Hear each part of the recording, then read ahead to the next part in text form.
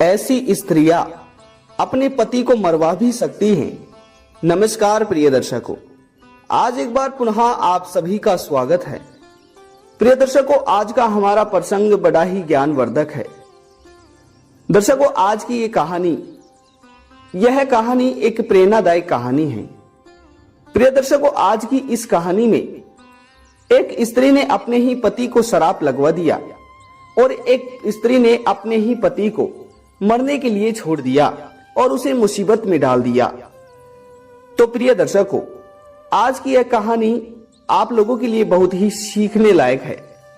आज की इस कहानी में हम सभी जानेंगे कि आखिर किन प्रकार की स्त्रियां अपने पति को मुसीबत में डाल देती हैं, उसे मरवा भी सकती हैं। तो दर्शकों, आज का प्रसंग बड़ा ही ज्ञानवर्धक है, इसलिए आज के इस प्रसंग को आप सभी पूरा अवश्य सुनिएगा। दर्शकों, अगर आप इस चैनल पर पहली बार आए हैं तो प्लीज चैनल को सब्सक्राइब जरूर कर दीजिएगा, क्योंकि आपके एक सब्सक्राइब करने से हमारा मनोबल बढ़ता है। दर्शकों, आप केवल हमारे दर्शक ही नहीं, आप हमारे एक छोटे से परिवार की तरह हो। साथ ही दोस्तों, अगर हो सके तो इस ज्ञानवर्धक और प्रेरणादायक प्रसंग को अपने मित्र बंधुओं तक अवश्य शेयर कीजिएगा, ताकि उन्हें भी इस प्रसंग का लाभ प्राप्त हो सके। साथ ही प्रिय दर्शकों, आइए जानते हैं आखिर किस प्रकार की स्त्रियां अपने पति को मरवा सकती हैं। तो दोस्तों, आइए जानते हैं इस ज्ञानवर्धक कहानी के माध्यम से। दोस्तों, एक समय की बात है। हस्तिनापुर राज्य का राजा मेघराज एक बार शिकार करने के लिए जंगल की ओर जाते हैं। दर्शकों, जब हस्तिनापुर के राजा मेघराज जंगल में शिकार के लिए अकेले जाते हैं तो उन्हें एक कुटिया दिखाई देती है। जब राजा मेघराज को वह कुटिया दिखाई देती है तो वह उन कुटिया की तरफ चल देते हैं। उस कुटिया के पास जाकर उन्हें एक बहुत ही ज्ञानी ऋषि दिखाई देते हैं। दर्शकों, जब राजा मेघराज उस ऋषि से कहते हैं कि हे ऋषिवर, आप मुझे आपके मुख से बहुत ही ज्ञानी व्यतीत हो रहे हैं, तो दर्शकों फिर वह ऋषि उस राजा मेघराज से कहते हैं कि हां, मैं ज्ञानी हूं। दर्शकों, उसके बाद में ऋषि के मुख से अपनी बड़ाई सुनकर राजा मेघराज जोर जोर से हंसने लगता है और उस ऋषि का मजाक बनाने लगता है और फिर ऋषि से कहता है कि अगर आप इतने ही ज्ञानी हो तो महाभारत जैसे युद्ध को आपने होने से पहले ही क्यों नहीं रोक दिया? ऐसी अनहोनी होने से पहले ही क्यों नहीं टाल दिया? अगर आप इतने ही ज्ञानी हो तो आपने बड़े बड़े महायुद्ध होने से पहले उन्हें क्यों नहीं रोका? दर्शकों, फिर वह ऋषि राजा मेघराज से कहते हैं कि हे हस्तिनापुर राज्य के राजा, मैं आपसे क्षमा मांगता हूं, परंतु हां, मैं केवल एक ऋषि हूं। होनी की अनहोनी मैं नहीं कर सकता। जो होनी थी वो होकर रहती है। खैर, मैं रामायण के, महाभारत के उस युद्ध को तो नहीं रोक पाया, परंतु हे राजा, मैं तुमसे आज कहता हूं कि ठीक 1 साल बाद तुम्हारे साथ इतना बुरा घटित होने वाला है कि तुम सपने में नहीं सोच सकते। और जाओ, मैं तुम्हें बताता हूं कि ठीक 1 साल बाद तुम एक काले घोड़े पे बैठोगे और काले घोड़े पे बैठकर दक्षिण दिशा की ओर जंगल में जाओगे और दक्षिण दिशा की जंगल में तुम्हें एक स्त्री मिलेगी और उस स्त्री के साथ तुम्हारा विवाह होगा और विवाह होने के बाद वह स्त्री तुम्हारे घर हस्तिनापुर राज्य में आएगी, तुम्हारे महल में आएगी और वह स्त्री तुम्हारी बर्बादी का और तुम्हारी मृत्यु का कारण बनेगी। हे राजा, जाओ, मैंने तुम्हें आज ये सब बता दिया है और तुम चाहो तो जाओ, जाकर इसे रोक लो। दर्शकों, उसके बाद में राजा मेघराज उस ऋषि से कहते हैं कि हे ऋषिवर, अगर आप यह सत्य कह रहे हो तो इसे रोकने का कोई उपाय बताइए।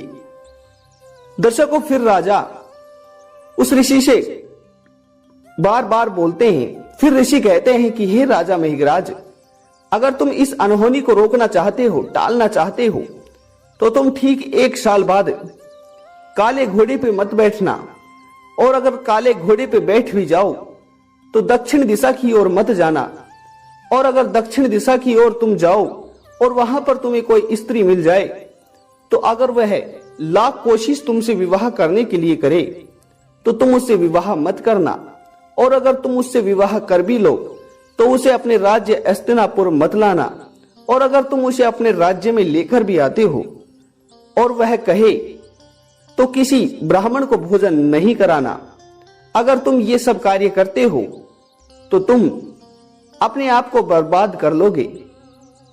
और जाओ, मैंने तुम्हें सब कुछ बता दिया है, तो तुम चाहो तो इसे टाल सकते हो। दर्शकों, उसके बाद में राजा की इस बात को सुनकर, ऋषि की इस बात को सुनकर राजा मेघराज अपने राज्य हस्तिनापुर चले जाता है। उसके बाद ठीक 1 साल बाद राजा मेघराज सोचते हैं कि बहुत दिन हो चुके हैं, बहुत दिन से शिकार नहीं किया है, तो आज मैं शिकार करने जाऊं। दर्शकों, उसके बाद में यह बात सोचते ही राजा मेघराज को याद आ जाती है कि उन्होंने ऋषि ने कहा था कि ठीक 1 साल बाद तुम काले घोड़े पे मत बैठना। परंतु दोस्तों, राजा मेघराज सोचते हैं कि काले घोड़े पे बैठ जाऊंगा तो क्या होगा, दक्षिण दिशा की ओर नहीं जाऊंगा। दर्शकों, उसके बाद में राजा मेघराज काले घोड़े के ऊपर बैठकर पूरब दिशा की ओर जाने लगते हैं, और जैसे ही घोड़ा पूरब दिशा की ओर थोड़ा चलता है और अचानक अस्तमाक घोड़ा दक्षिण दिशा की ओर घूम जाता है। और दर्शकों, राजा की लाख बार रोकने के बाद भी घोड़ा नहीं रुकता है और दक्षिण दिशा की ओर जंगल में आगे बढ़ता ही जाता है, और जंगल के बीचों बीच एक कुएं के पास जाकर रुक जाता है। उस कुएं में से एक सुंदर स्त्री पानी भर रही थी। और दर्शकों, उसके बाद में घोड़ा अपने आप उस स्त्री के पास जाकर रुक जाता है। उस सुंदर स्त्री को देख राजा मेघराज उस स्त्री की ओर मोहित हो जाते हैं। स्त्री से कहते हैं कि हे सुंदर स्त्री, मुझे और मेरे घोड़े को बहुत जोर से प्यास लग रही है, क्या तुम हमें पानी पिला सकती हो? दर्शकों, उसके बाद में वह स्त्री कहती है कि मुझे आप किसी राज्य के राजा व्यतीत हो रहे हो। फिर राजा कहता है कि हां, मैं हस्तिनापुर का राजा मेघराज हूं। दर्शकों, उसके बाद में वह सुंदर स्त्री राजा से कहती है कि ठीक है, मैं आपको पानी तो पिला दूंगी, आपके घोड़े को भी पानी पिला दूंगी, परंतु मेरी एक शर्त है, आपको मेरी दुख भरी कहानी सुननी होगी, आपको मेरा दुख सुनना होगा। दर्शकों, फिर राजा मेघराज कहता है कि ठीक है, मैं तुम्हारा दुख सुन लूंगा, परंतु हमारी पहले ही प्यास बुझाओ। तो दर्शकों, फिर वह सुंदर स्त्री राजा मेघराज की और उसके घोड़े की प्यास बुझा देती है, और फिर राजा उस स्त्री का दुख सुनने लगता है। तो वह स्त्री राजा के पैरों में गिर जाती है और राजा से कहती है कि आप मुझसे विवाह कर लीजिए, इस दुनिया में मेरा कोई नहीं है। दर्शकों, उसके बाद में उस स्त्री की सुंदरता को देख राजा मोहित हो जाता है, अपने आप को इनकार नहीं कर पाता है और उससे विवाह कर लेता है। दोस्तों, विवाह करने के बाद राजा उस ऋषि की बात को भूल जाता है कि उसे उसके राज्य में लेकर नहीं जाना है, परंतु राजा ये सब भूल जाता है और उस स्त्री को विवाह कर अपने राज्य हस्तिनापुर में भी लेकर जाता है। दोस्तों, राज्य में लेकर जाने के बाद में उसे कई दिन बीत जाते हैं। तो एक दिन वह सुंदर स्त्री राजा से कहती है कि हे स्वामी, हे पतिदेव, अब तो हमारे विवाह को काफी दिन हो चुके हैं, परंतु काफी दिनों से हमने कोई दान पुण्य नहीं किया है, इसलिए आप एक काम कीजिए, आप बाहर जाकर 1-2 ऋषि मुनियों को बुलाकर लाइए, हम उन्हें भोजन करवा देते हैं। दर्शकों, अपनी पत्नी की इस बात को सुनकर राजा उस ऋषि की बात को याद कर लेता है कि ऋषि ने कहा था कि अपनी पत्नी के हाथों से किसी ब्राह्मणों को भोजन मत करवाना। परंतु दोस्तों, फिर राजा सोचने लगता है कि खाली भोजन कराने से क्या होगा, मैं उन्हें मारूंगा थोड़ी। दर्शकों, उसके बाद में राजा ब्राह्मणों को न्योता देकर आता है। कुछ देर बाद ब्राह्मण आ जाते हैं। राजा उन ब्राह्मणों के पास नहीं बैठता है, महल से बाहर जाकर बैठ जाता है अकेला, क्योंकि राजा उस ऋषि के द्वारा कही बात को टालना चाहता था कि कहीं कोई बात हो जाए और मैं अपने हाथ से किसी ब्राह्मण को मार ना दूं, और इसलिए राजा उस ऋषि के द्वारा कही बात को टालना चाहता था। दोस्तों, उसके बाद में राजा बाहर जाकर बैठ जाता है।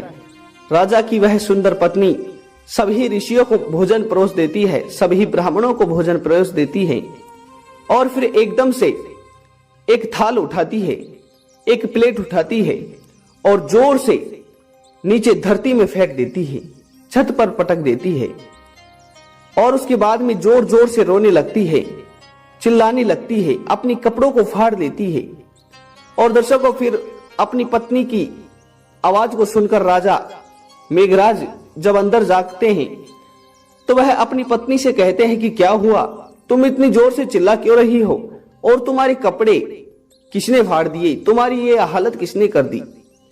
तो दर्शकों, फिर वह सुंदर स्त्री राजा से कहती है कि इन ब्राह्मणों में ये जो जवान ब्राह्मण है, इसने मुझसे कहा है कि तुम इस मूर्ख राजा के साथ